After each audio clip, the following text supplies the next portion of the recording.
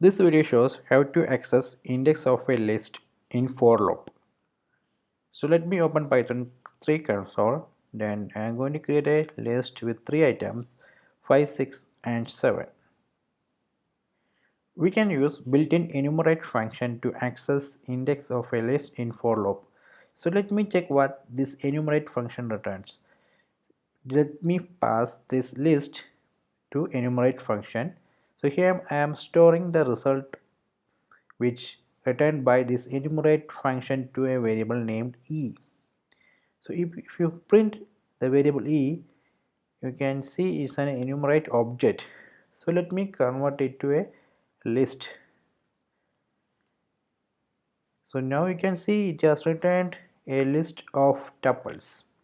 In this tuple you can see this is the index, then this is the value, index value, index value. Now let me create a for loop. So using a for loop you can print this index and value. So let me run this for loop. We can see in this for loop I have mentioned for I comma v in enumerate. Then here I am printing I and v. That means index and value. Let me print it. Now we can see index of value 5 is 0, index of value 6 is 1, index of value 7 is 2.